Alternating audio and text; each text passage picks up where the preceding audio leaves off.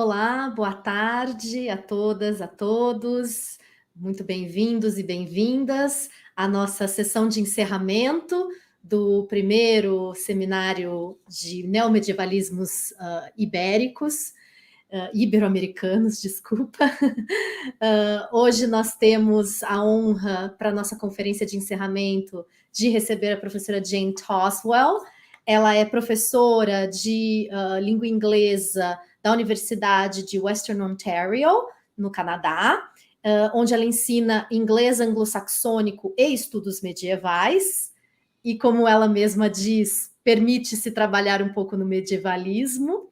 Tem publicações bastante extensas, principalmente sobre o inglês antigo, e já foi recipiente do prêmio ISAS, por uma publicação de 2014, intitulada The Anglo-Saxon Psalter. Né?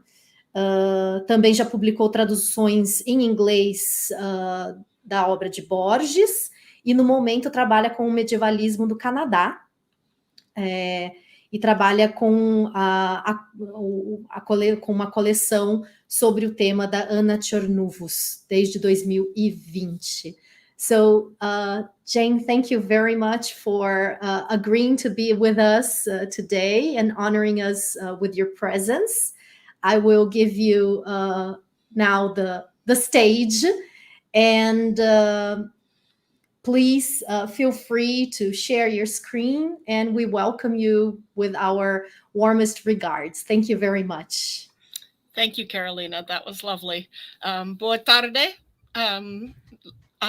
Y buenas tardes a todos y todas. Lo siento mucho que no hablo portugués y no voy a hablar en español mucho hoy. Hay que dar mi presentación en inglés, pero primero voy a compartir la pantalla. Es una palabra que acabaron de hacer. Ok, ça va? On peut voir? Can you see it?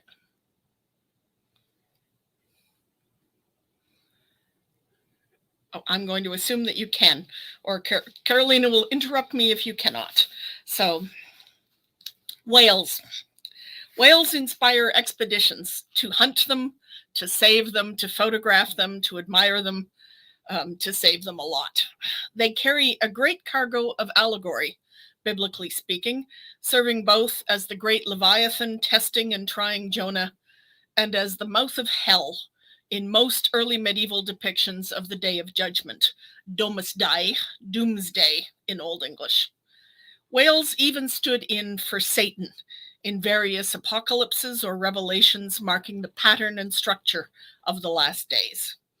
Today, whales are the harbingers of destiny, the signs of collapse of the seas that encircle the world, dying because of climate change and because of careless nets or plastic bags or other detritus cast upon the ocean by careless humans. For my purposes here today, however, whales are a significant feature of the medieval bestiary, and one that carries through to the modern day in a relatively straight line of engagement from the medieval to the modern. I'd like to use the bestiarial whale, if such a thing exists, to examine something of an overlapping but unnoticed tradition of engagement of medievalism with the edges of animal studies and with genre studies. The medieval whale, I will argue, has many modern descendants. Moreover, for those who believe in the Middle Ages today, as being almost entirely seen through a Victorian lens, refracted through a 19th century and somewhat romanticist reconceptualization of the medieval in a somewhat vague and romantic way, these individuals will be perhaps particularly pleased with this construction of the whale through medievalizing history. Along the way, I hope to mention the Old English originary text in this tradition, its Middle English equivalent, and materials produced by John Ronald Reuel Tolkien, Jorge Luis Borges, T.H. White, and others, including the modern American poets Marianne Moore and Richard Wilbur. who I probably won't get to. In my coda at the end of the paper, I hope to suggest that all these bestiary lovers were also amateurs in the field of medievalism, in the construction proposed by Carolyn Dinshaw in her book, How Soon Is Now? Medieval Texts, Amateur Readers, and the Queerness of Time.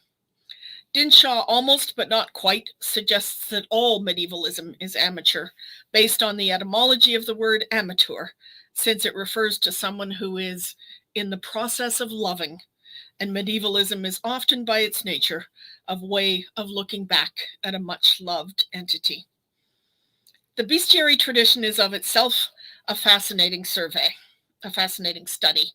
It is an ancient tradition, the first surviving proponent of which is Aristotle's Historia Animalium, which aims to study the properties of animals and the causes of the differences amongst them, something of a scientific endeavor. With Aristotle also begins, as best we know, a tradition of visual representation, with the animal or parts thereof being drawn. He wrote much more on animals, their characteristics and habits, in total 5 works on animals, thereby cementing his reputation as an early worker in the field of zoology, and for some, also art history. Some 400 years later, Pliny the Elder followed in this tradition with his Naturalis Historia, a compendium of collected knowledge in the Roman imperial era. Some of Pliny's facts are fiction, but in general, his approach intends, like Aristotle's, to be zoological and natural, to describe animals and their behaviors from a mostly clinical point of view. So also is Galen's approach, although he follows Pliny in his focus on the utility of animals for human medicine, going beyond Pliny with detailed descriptions of dissections and vivisections and the derivation of medicines from animals. Like Aristotle, Galen is fascinated by animals and their details, but unlike Aristotle, he sees that between the science he is engaging with and its applicability to others lies the problem of language. He wants to write about animals scientifically, but his quest for the literal also finds itself often embroiled in metaphors and other literary tropes. The classical tradition of describing animals in a strict hierarchy, starting with humans and working downward from there, and describing animals both for their own characteristics, but also for their relevance to human medicine and functions, continued, notably in medical works throughout the length of the Middle Ages, with particular advances in Baghdad and by Muslim thinkers. However, our line of development turns here to the medieval bestiary, which may have originated in Aristotle, Pliny, and Galen, and which overlaps with their entries in some ways, but which largely abandoned any tradition of accurate description in favor of a wholehearted leap into allegory. The Christian tradition of the Physiologist material might well describe its beasts accurately, but it also conveys their allegorical valences, their symbolic meanings. The earliest mention of the Physiologist, probably written originally in Greek, perhaps in the 3rd century CE, and turning from the description and interpretation of the natural world to the interpretation of nature, is only then in Christian terms already. Nature is a book to be read through Christian doctrine, not a separate entity. The Physiologist was translated into Latin at least twice, but in both cases the chapters and materials were developed in consonance with Judeo-Christian biblical exegesis. The Christian Physiologist picks up some of the animals that Aristotle included that do not actually exist, so that intriguingly the medieval bestiary overlaps heavily with constructions of the medieval monster. The relationships are extremely complex and need not detain us here. What is striking is that the medieval bestiary tradition was hugely popular in the Middle Ages, with over 260 European medieval manuscripts extant that are bestiaries or have extensive bestiary elements, e.g., psalters with beasts frolicking in the margins and illuminations, or medical manuscripts that also include bestiaries, perhaps out of a fond memory for the classical tradition. The earliest manuscript, generally concluded that is genuinely a bestiary is from the first half of the 9th century in Bern, known as the Bern Physiologist, a Latin manuscript fully illustrated in color. The Physiologist itself occupies folios 7 recto to 22 verso and has 15 entries, which are here on the screen. To give a complete account of the contents would be impossible here. So suffice it to say that most of the animals are firmly illustrated, probably working from established models as they really fill the available space. Included in manuscript order are lion, caladrius, viper, snake, ant, unicorn, stag, salamander, paradoxion tree, dove, dragon, sawfish, elephant, pearl, and Indian stone. Several items, as you will have noticed, are not actually animals, a tree and 2 rocks, and several are not animals that genuinely exist. This fits what was going to become the pattern for the medieval bestiary very neatly. Before shifting into vernacular English bestiaries and their descendants, a brief word on genre and purpose. And this is the Bern Bestiary, the first image, the lion. Although these manuscripts might refer back to a classical tradition, their purpose is entirely salvific. Every animal is an opportunity to present a metaphorical or allegorical lesson about Christianity and to instruct humans in good Christian behavior. Some represented obvious dangers and others were more insidious and subtle, but the medieval bestiary's primary purpose was Christian pedagogy. It might overlap with fables derived from Aesop or with herbiaries and medical treatises, but its focus was spiritual teaching. That said, the images tended to be striking and not obviously Christian, although this one is obviously Christian, and the sheer popularity of the bestiary and the extent to which its materials migrated to illustrate other texts and inflect other ways of thinking suggest its malleability as a genre. In the modern era, bestiaries might have lost their religious focus, but they have retained their pedagogical elements, as bestiaries often today serve a particular ideological purpose, and the use of animals as allegorical stand-ins for human failings or feelings or tendencies remains very popular. A bestiary, then, is an open-ended genre, so that individual writers, medieval and modern, can add and subtract figures as they wish, and can elaborate an allegory or leave it simple, also as seems appropriate. Medieval bestiaries could encompass a massive collection of material from a range of natural entities to make mystical arguments about how one's life should be lived. Notably, the vast majority of space in a bestiary concerns ordinary and domestic animals, using them for allegorical interpretations of the industriousness of the ant, the patience of the spider, the sharp eye of the eagle. These offer perhaps the most useful messages and interpretations. How this physiologist material, to use the Christian term, developed and changed in different milieux and for different audiences is a particularly fascinating element of the long history of the bestiary. In England, the bestiary was quickly translated into English and abbreviated, or so it seems. The Old English poem, now called the Whale, is one of 3 found together in the latter folios of the Exeter book, mixed in amongst the riddles and riddling elegies. The 3 poems on folios 95b to 98a are known as the Panther, the Whale, and the Partridge. Together, they are either all that Old English poets wrote of bestiary material, or they are the last survivors of a physiologist tradition.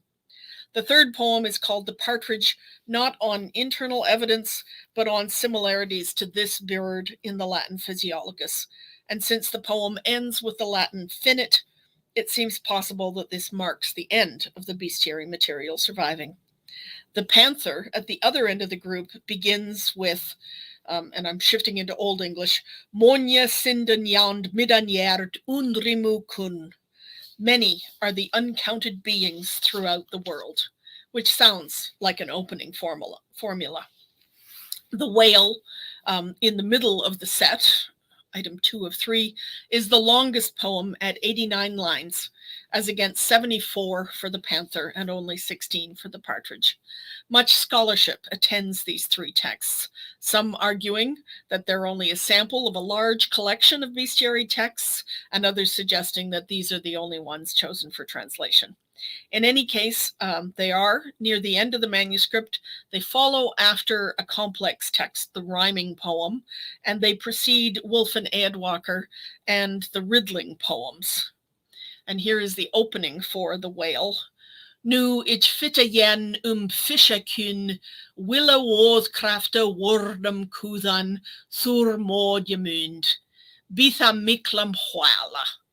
Sebith onwillem afgemetted, frekne on verthgrim, fareth lakendum, nithe je wilkum. Thum is noma kenned, furn strema je flotan, faste tokalon. Now I will, in poetic craft and in words again, demonstrate in a poem concerning a kind of fish. You can maybe just see fish in that first line, fishakin, through the thoughts of my mind about that great whale. He is often met by those unwilling, cruel and grim in spirit to seafarers, to every kind of human. A name has been established for that being, the one who swims the far distant oceans, fast to Tokalon. The poem goes on with the standard bestiary presentation of the whale as resting on the surface for so long that the Hreafum stana, the stone in shades of gray, acquires green vegetation and attracts seafarers as if it were an island, waiting until they have kindled a fire before sounding deeply and carrying them all to the bottom of the ocean. Next follows the Christian interpretation of this behavior, saying, Swa bith shinatheo, such is the custom of demons, who lie in wait for unsuspecting people to inveigle them into the devil's home, snaring and destroying them. The Old English then goes farther than most bestiaries, describing the whale as putting on helos helma betheacht, a helmet covered in the helm of darkness, before seeking hell, which is a dark, black, bottomless lake. The implication is that the whale, the shadow of darkness and evil, brings souls to that pitiless lake. The whale's name is the Old English attempt to reproduce the name the Greeks used for this beast, Aspidokalon, probably meaning sea turtle or sea monster. But in the Old English version, Aspidokalon becomes Fastatokalon and clearly means whale. The poem continues with a feature that appears in many bestiary descriptions, the whale's sweet-smelling breath, which attracts entire schools of fish who swim heedlessly into the maw of the beast, which then closes on them and traps them. Unsurprisingly, the devil often appears perfumed and plausible, but the gates of hell snap shut on the unsuspecting soul. The message is blunt. Naien hurft niswike utsith evra, thather in kumath, thon mathe tha fishas, farath lakanda, of thas huelas fenga, huerfan motan. Not at all can anyone desist with a turn ever outwards, those who come in there, any more than the fishes, the sea-dwelling ones, are able to turn out from that whale's grasp. The connection of human souls caught in the devil that is the whale, with the jaws of hell closing on them, to fish caught in the jaws of the whale, is blindingly obvious. This, of course, is where the image of the gates of hell as the mouth of a whale came from, in the many depictions of the Last Judgment in manuscript illuminations and in sculptural media of the Middle Ages. The bestiary, the most powerful text in the Middle Ages, because the most available after books of the Bible, affected people's thinkings in remarkably important ways. This particular section of the bestiary, the discussion of the whale, is often considered rather to refer to a gigantic sea turtle, and sometimes also overlaps with the sawfish.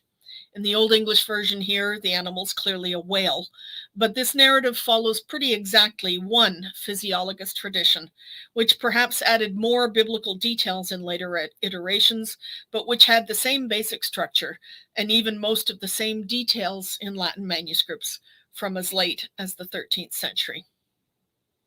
This is also the version that most closely concerns us in post-medieval versions of this material, but for variety and perhaps a greater sense of what a bestiary generally included, let us turn also to the Middle English Physiologists for a different perspective. The single manuscript of this vernacular bestiary is British Library MS Arundel 292 around the year 1300. This is a trilingual manuscript with materials in Latin, French, and English, probably written at Norwich.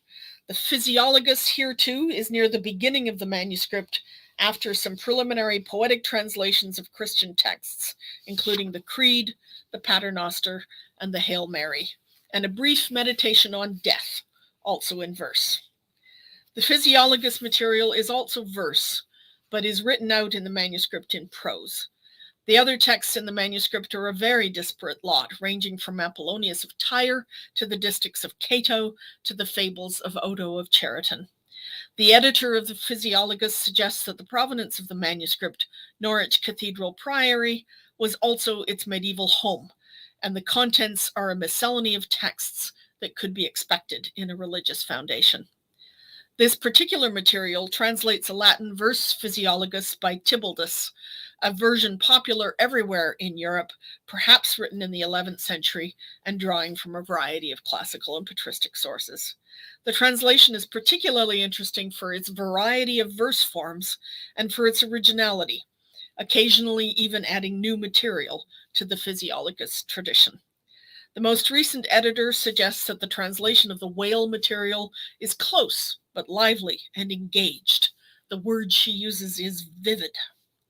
The whale is towards the end of the text, and like the other entries has two parts, natura setagrandie and significatio. The title of Fastitokalon is gone here, as was typical of later medieval bestiaries, but its ability to disguise itself in the ocean looking like an island is the first point the poet makes. I've given you a translation below, which I won't read out, but I'll try to read the Middle English. Not my wheelhouse, but we'll give it a shot.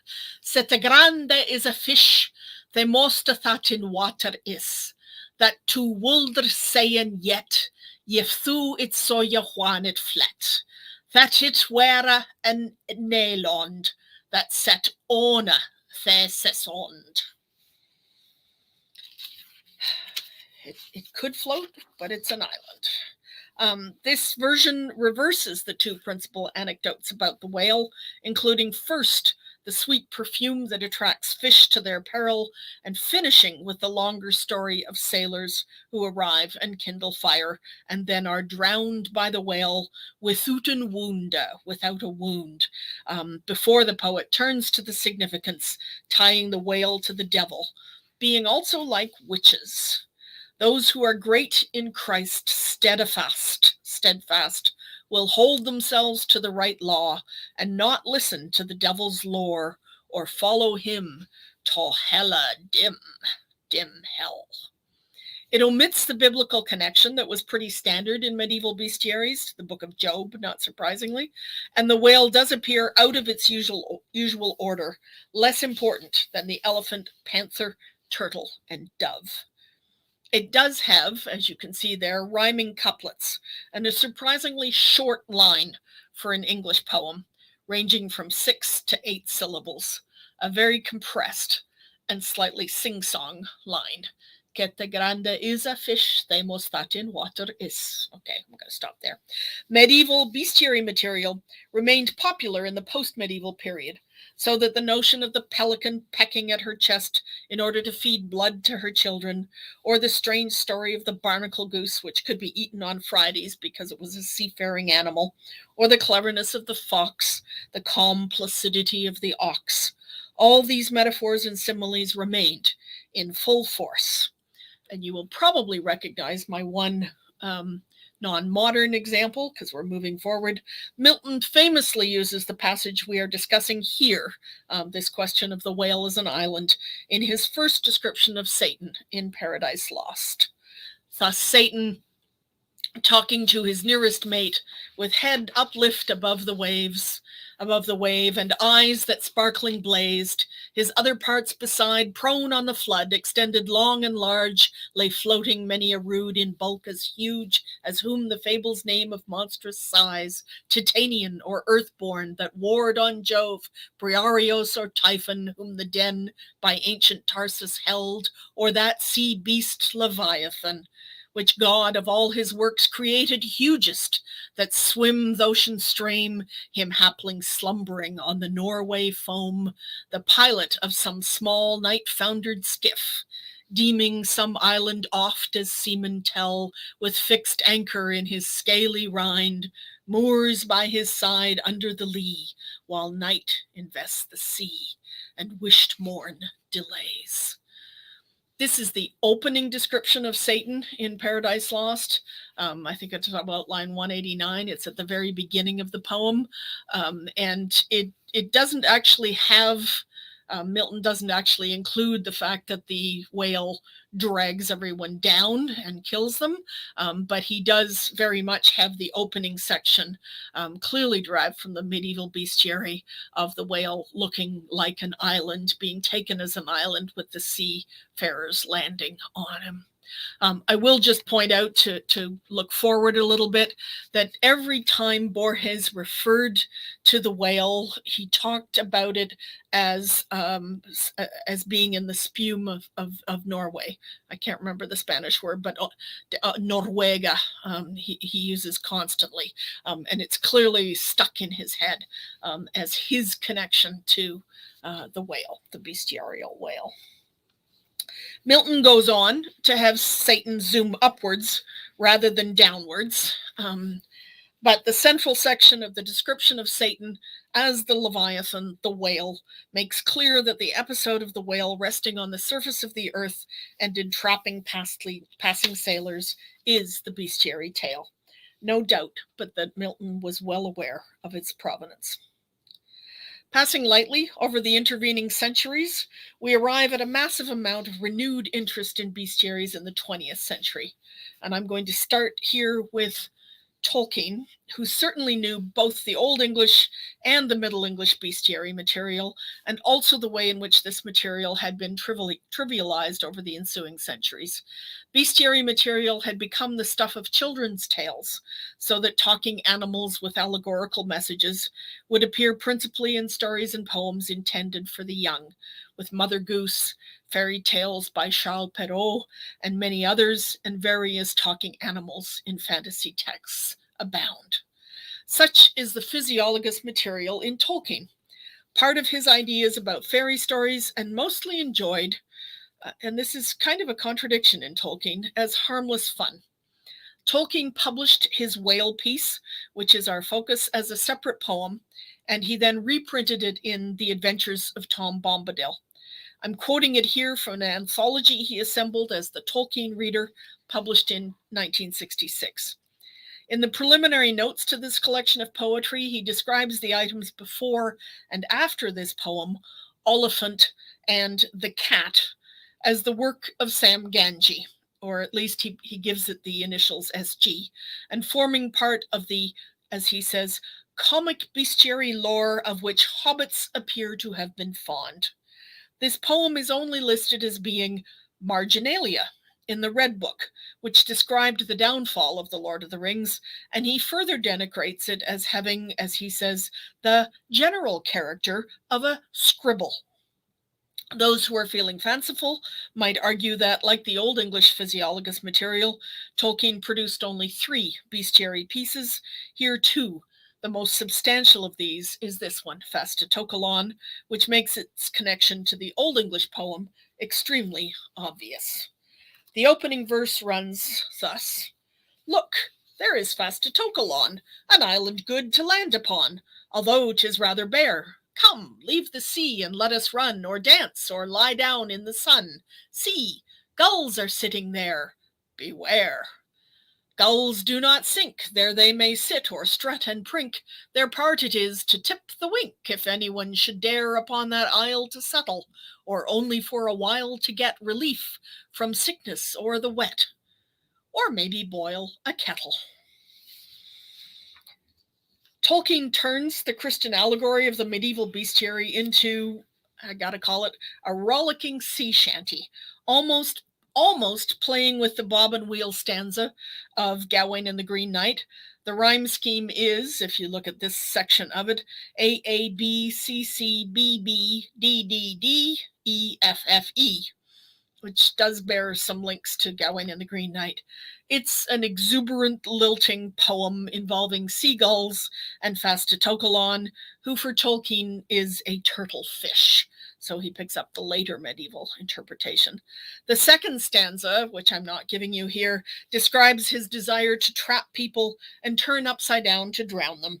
And the third stanza advises the reader to avoid him, the last of his kind, by setting foot on no uncharted shore.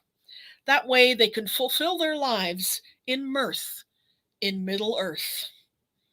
The whole poem is filled with exclamation marks and sudden stops and starts, rather silly rhymes and fun. Fastatokalon might be the last of his kind, and his intentions might be ill, but in this poem he can easily be evaded, and all will be well. He is no Shelob, though he might be old, horny Fastatokalon. Given Tolkien's own Christianity, it seems the more interesting that here he chooses to turn entirely away from the allegorical and spiritual meanings of the medieval bestiary and towards a purely comic presentation of the Old English whale as something easily to be avoided and laughed at. He has taken a medieval text and kept the name and the basic plot element and turned it completely upside down for fun. Tolkien is often very serious in his medievalism, so it's a particular pleasure to see him just playing with the medieval, using his love of the material to bring it into the 20th century as a pure matter of enjoyment. Even the seagulls, presumably on the watch for Fastatokalon to advise him when to overturn himself, are realistically presented as they sit or strut and prink, just as seagulls do when waiting for food. Tolkien himself called the poem marginalia and a scribble. The proper term is no doubt doggerel. This is a medievalism that knows the medieval and pokes fun at its seriousness for those who recognize the source, and just has fun in general for those who do not. It's also really bad poetry. Jorge Luis Borges has a similarly exuberant approach to the medieval in his writings, first in his Antiguas Literaturas Germánicas, in which he provides quite a bit of information on the bestiary, notably investigating its double vision of nature and the Bible as two sacred scriptures, both leading to God.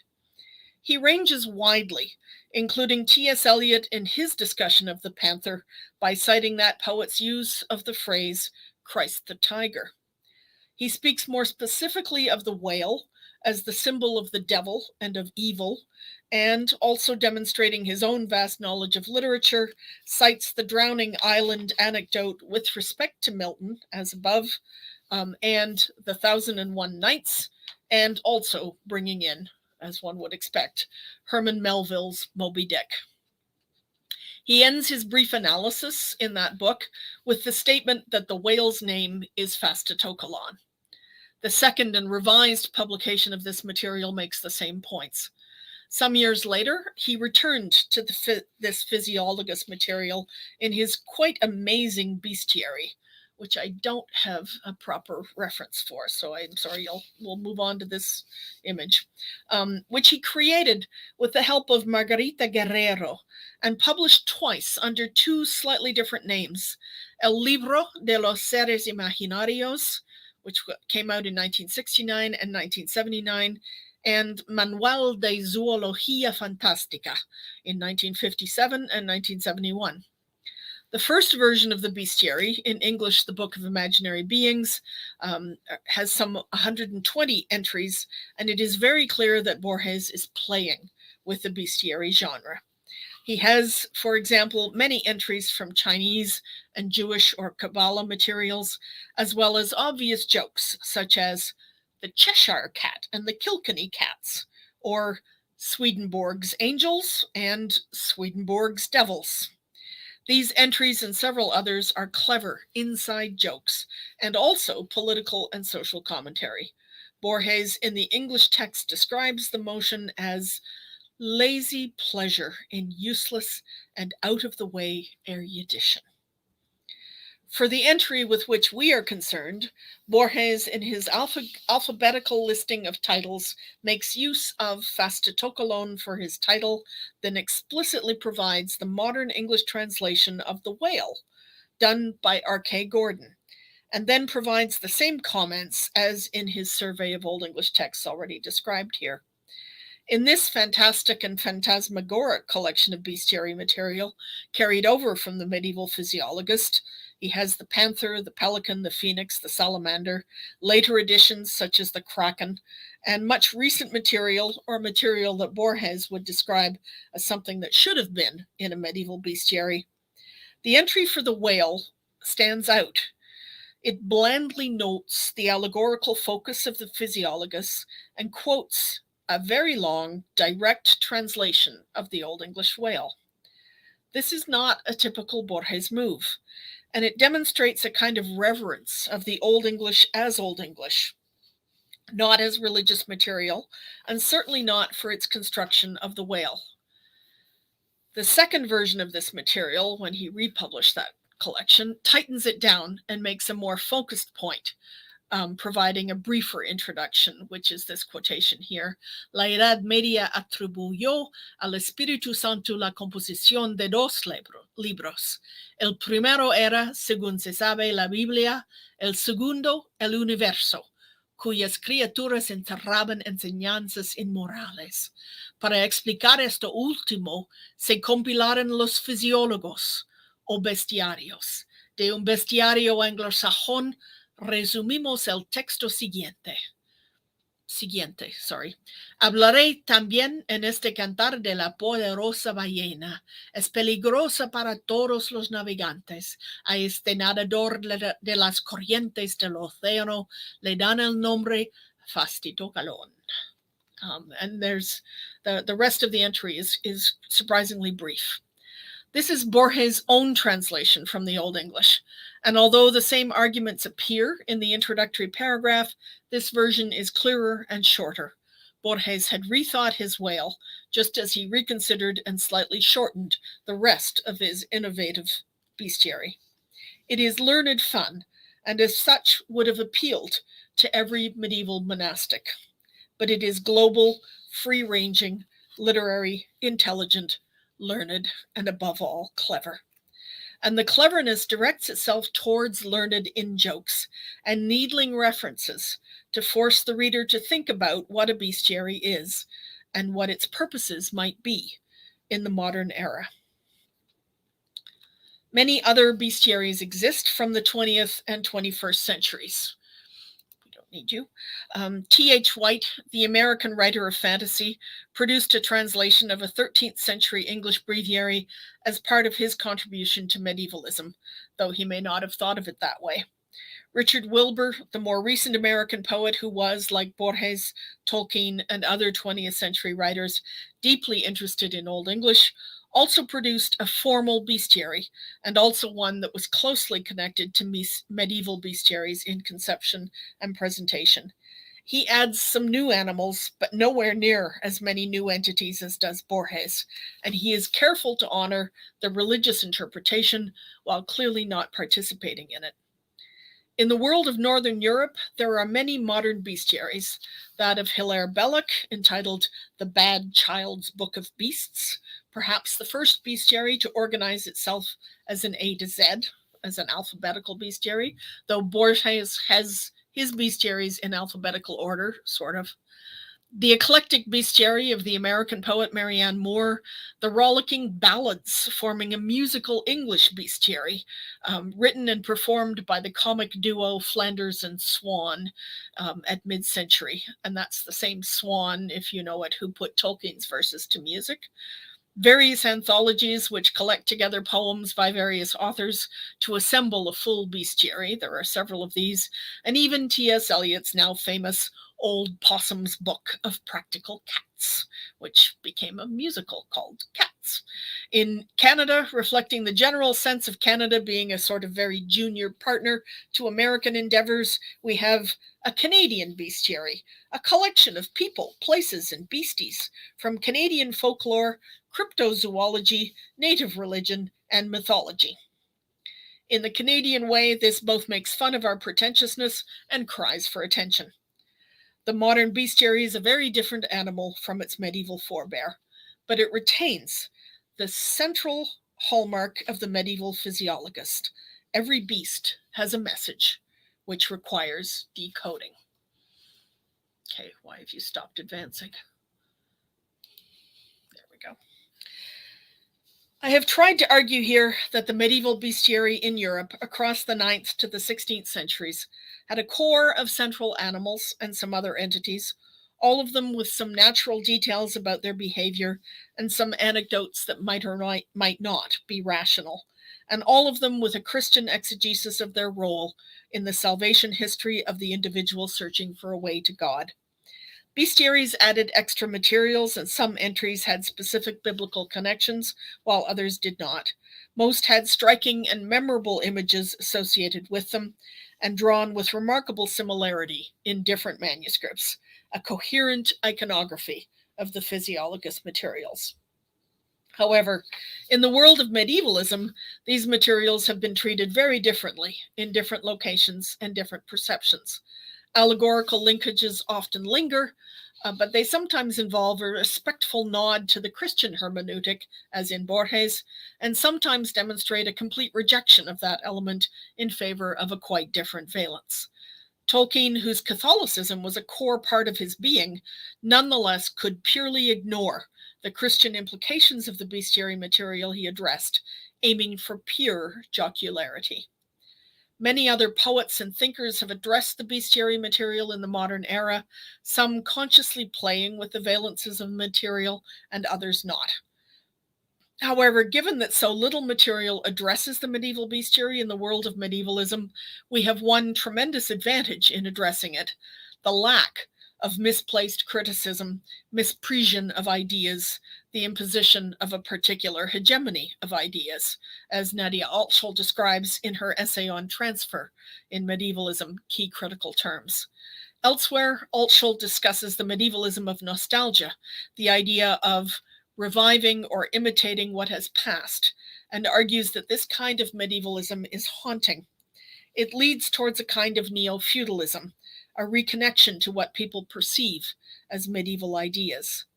The medievalism of the bestiary, however, is far more subversive, and I hope far less worrisome.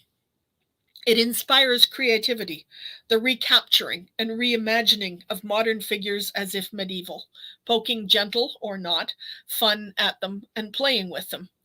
Borges does this most successfully and perhaps most puckishly in a somewhat English tradition. But, and I haven't included any of the images here, the Argentinian and Brazilian bestiaries that I've found here and there on the internet seem to have a similar high level of creativity. More, however, I would argue by adopting Carolyn Dinshaw's arguments about amateurs, that those who love, that the bestiary opens up a space for medievalists, whether professionally trained or not, to think like amateurs. Dinshaw uses various writers to focus her arguments, but the one that resonates the most for me is Henry Wadsworth Longfellow, who was professor of medieval literature at Harvard and made 2 extensive trips to Europe to train himself in the relevant languages for his position, one before and one after he attained the post. Nevertheless, Dinshaw argues that his enthusiasm for the medieval is the enthusiasm of an amateur, all about desire for another life, another time, perhaps another culture, though Dinshaw does not say another culture. Longfellow certainly did. His engagement with the medieval, she suggests, was that of, and this is the first of these quotations, a temporally multiple consciousness, amateur in its absorption into the Middle Ages. Elsewhere, she argues that the amateur engages in bricolage, which is not a new argument, but she frames her argument in terms of time. Amateur temporality starts and stops at will. Tinkerers and dabblers can linger at moments of pleasure when the professionals must soldier duly onward. Borges, I believe, would have embraced this approach as his own. He could take the time to develop Un animal soñado por C.S. Lewis, and then turn to Sir Walter Scott and Scottish mythology for La Banshee, and then jump to Fray Luis de Leon for El Behemoth. Each entry is a labor of love and delight, of desire and play, done by an amateur to enjoy the options of the bestiary and bring it elegantly and fully into the modern era. Dinshaw would approve, as she says at the end of her introductory chapter, find this now, this moment that is not detached and not disenchanted. I want more life. I would like to close with 4 observations. First, the tradition of the medieval bestiary, trying to advance here, arrives very differently into modern medievalism in different times and places, but it remains a poetic genre. Whether the poetry is doggerel or limpid with meaning varies, but books of creatures in the modern era are A to Z alphabet rhyming couplets, or formal poems, or free-form poetic stylings, and only very rarely prose. They retain a sense of dignity and importance, even when the poetry itself is doggerel or worse. Second, the reception history of the medieval Physiologist material in the modern era has not been written. But I think when it is, bestiaries will be quite different in different languages and different political systems.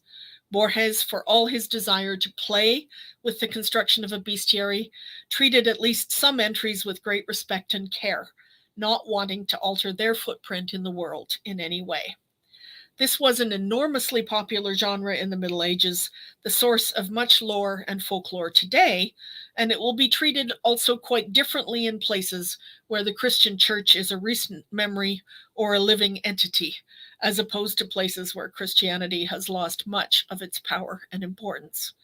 Even Tolkien, who prided himself on his Catholicity in honor of his mother, made light of the bestiary tradition with the tomfoolery of his Fastetokalon, thereby following in the music hall tradition of English bestiaries as objects of fun and comedy. Third, the study of the trajectory of the medieval bestiary in the modern world can now make use of the approaches of animal studies, the post-human approach, and think about the behavior patterns and preconceptions of animals and humans in the post-human world. The field of animal studies seems, as best I can tell, rarely to delve back before Shakespeare, and even Shakespeare may well be too rarefied an influence. And yet there is much to argue about the Physiologist tradition and its interesting, if awkwardly religious, interpretations. Fourth, and most significantly, much work remains to be completed on the bestiary tradition in the modern world of medievalism. Although imbricated with religion and thereby to be shunned by many modern students of medievalism, the bestiary tradition is a massive one, with implications for art historians, rhetoricians, theorists, and literary scholars of all kinds. The model I have used here for this analysis is old-fashioned and quite properly discredited by the research and theoretical acuity of scholars, such as all of you in this conference over the last 3 days, which I have thoroughly enjoyed. But I offer these comments in the hope that others will be able to turn my preliminary thoughts into a profound analysis of the medieval bestiary at work in modern contexts, particularly in South America.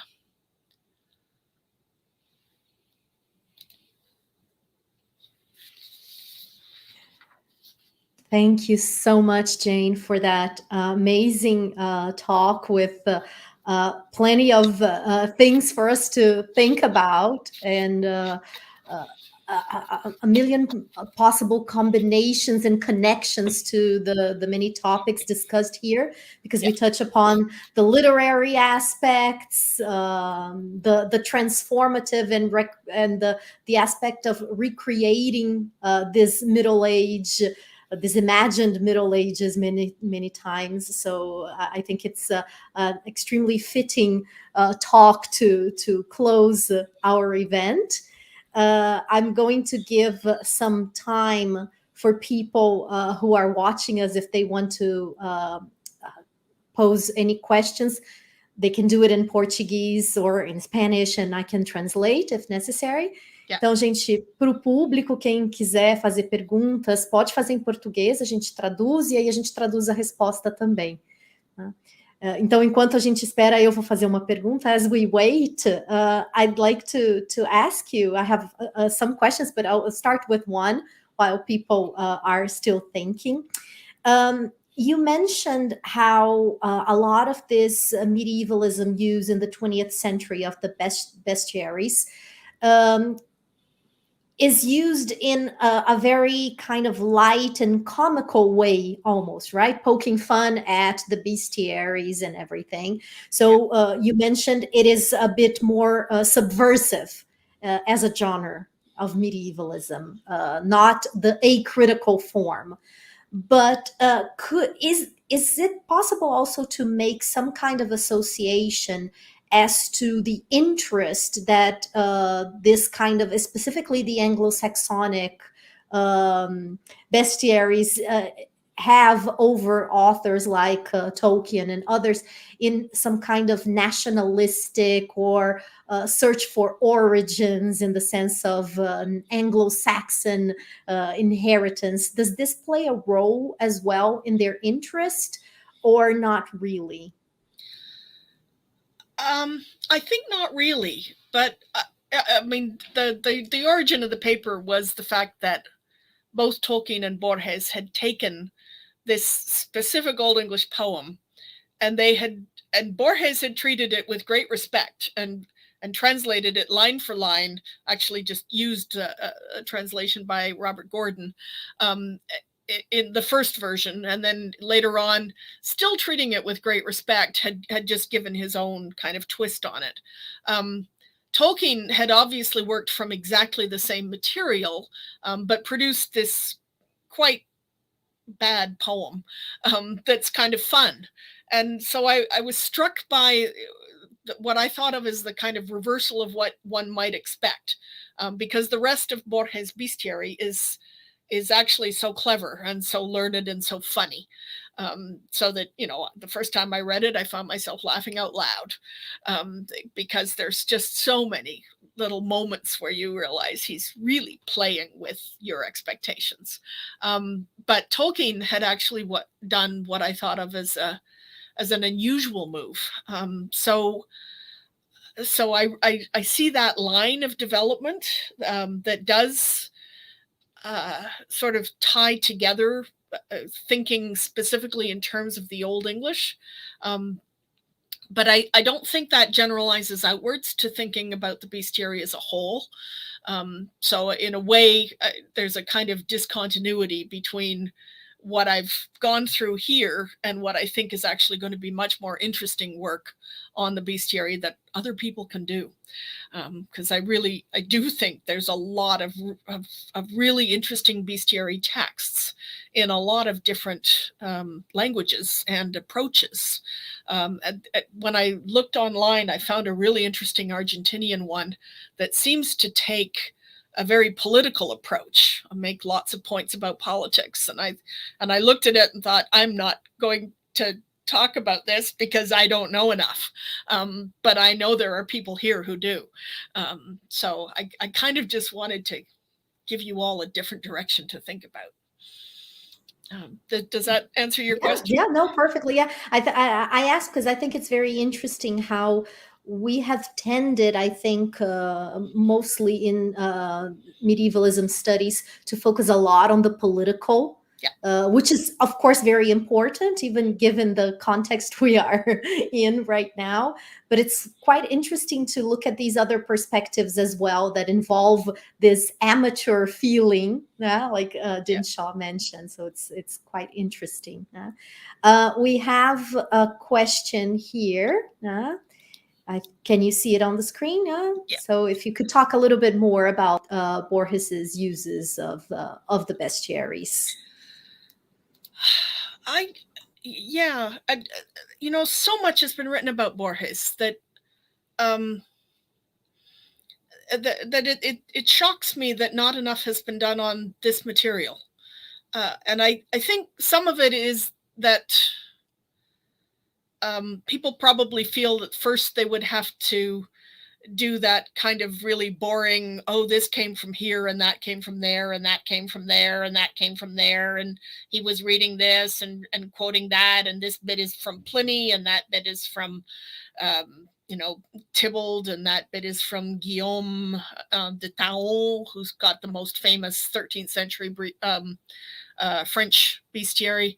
And so I feel like it could be that people haven't faced up to thinking about what Borges was doing because of that. And it could also be that people haven't wanted to look at it because they see a lot of what Borges was doing there as maybe not serious enough, too trivial. And that worries me because, where is it? Yes. It's my copy. It's not a trivial book. It's a substantial piece of work that he it's not just that he published it twice, it's that he essentially published this material 4 times, right? Well, actually 5 if you count the obras completas, because I was looking through that one earlier today and I realized he revised again in 1972, which is not a surprise to anyone who knows about Borges. But it seems to me that there's a very great deal to be thought about in that material. And I examined a thesis some years ago that was about Mexican bestiaries and South American, but didn't have Borges. And it was just because the student didn't know. And I thought, that's astonishing that Borges could have written something that a student who was, in this case, from Mexico, did not know that Borges had done 2 bestiaries, even though her project was bestiaries, medieval and modern. So it just seemed to me that maybe there's a missing piece, that not enough people have really looked at Borges' bestiary. And certainly, I think there's a lot of current references in there that I don't know enough about to be able to decode either.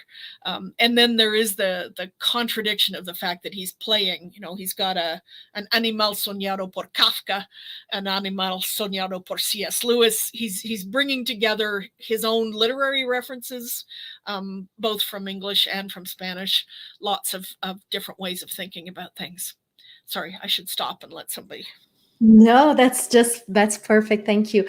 In fact, here we have more, it's more of a comment than actually a question, but if you would like to comment on this as well, João Batista is pointing to the fact that your talk is a perfect example for those people that still try to make a separation, a division, or differentiate how we can actually connect what we call the traditional medieval studies and neo-medievalism. So if you'd like to comment a little bit on that, because you did this trajectory in your talk, right? Going from the Old English and Middle English material, Latin material even, to the medievalism production. So if you could talk a little bit about this connection. Yeah, I can try. Yes, I was trained as a person who does medieval studies.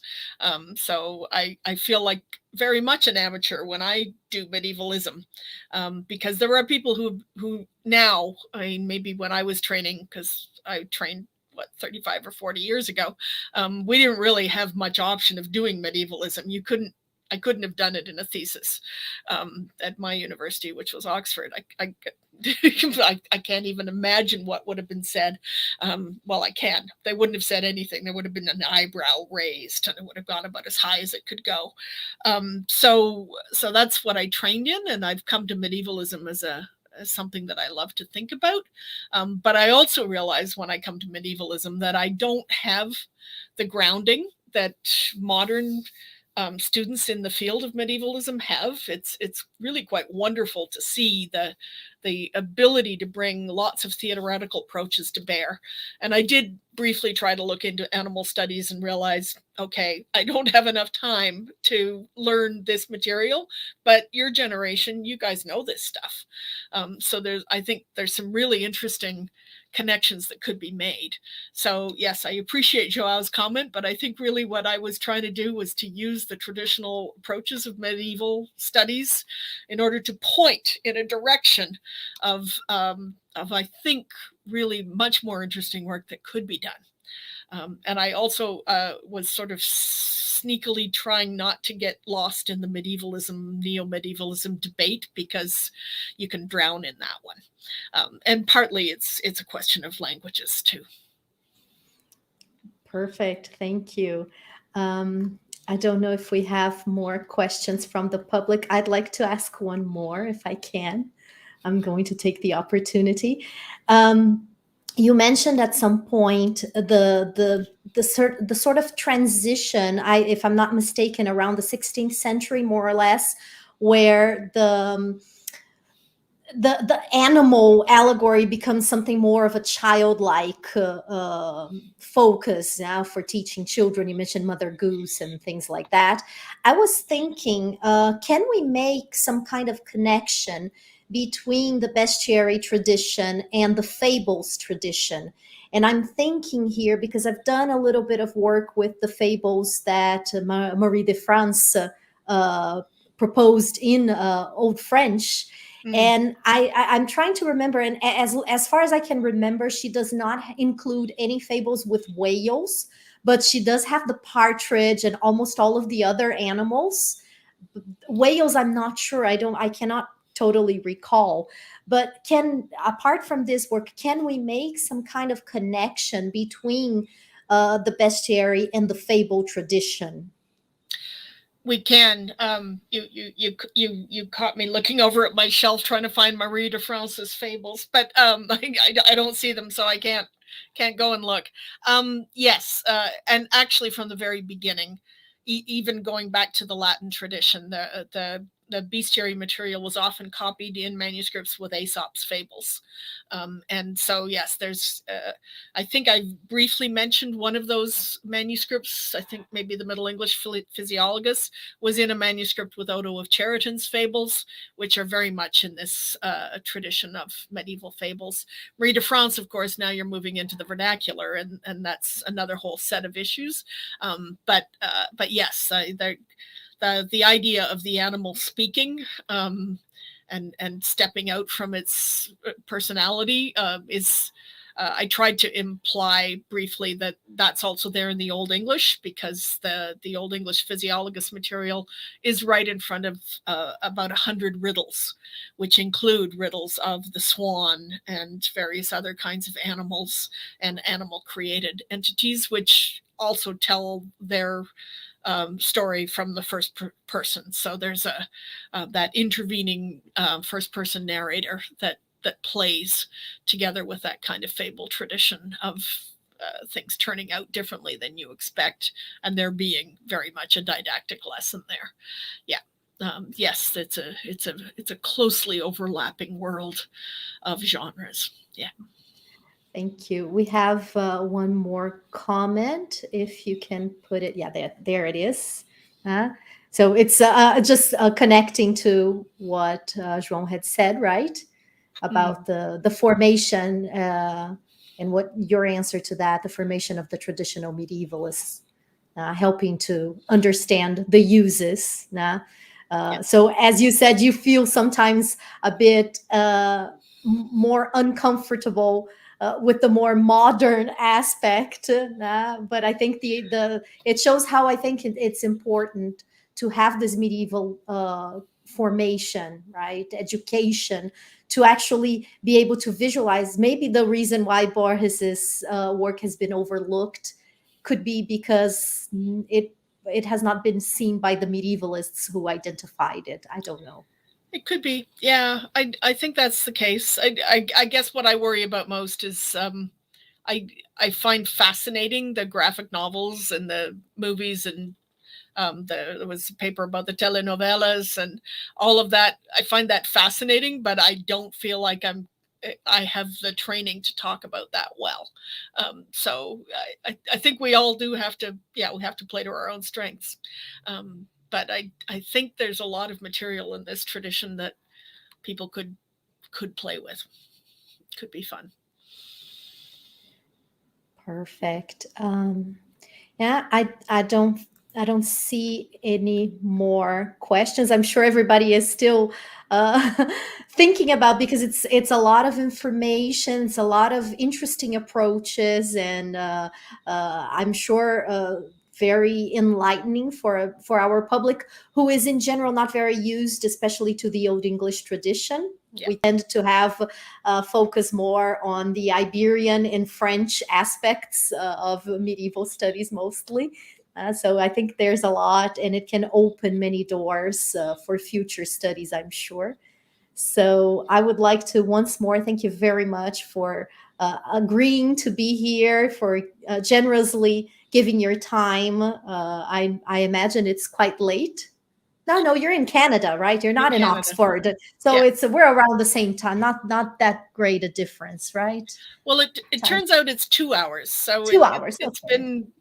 It's been 7:30 in the morning for the morning sessions, which is yes, the morning sessions are tough. So thank you very much for sharing with us your research, your insights. And I'm sure I speak on behalf of the whole organization. It's been an amazing way to close off our event. I don't know if Clínio wants to come in now to say a few words for closing.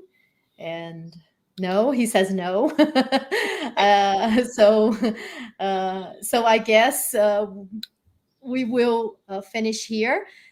Queria deixar os meus agradecimentos em nome do Linhas e de toda a comissão organizadora, particularmente em nome da professora Nádia Altio e do professor Clínio Amaral, que fizeram o grosso do trabalho, aos nossos monitores, a Josiane e o Elber, que nos ajudaram muito aqui. Sem vocês fica muito difícil a gente conseguir realizar as atividades. Agradecer a presença do público, que nos brindou com participações importantes, perguntas, veio de vários lugares do mundo.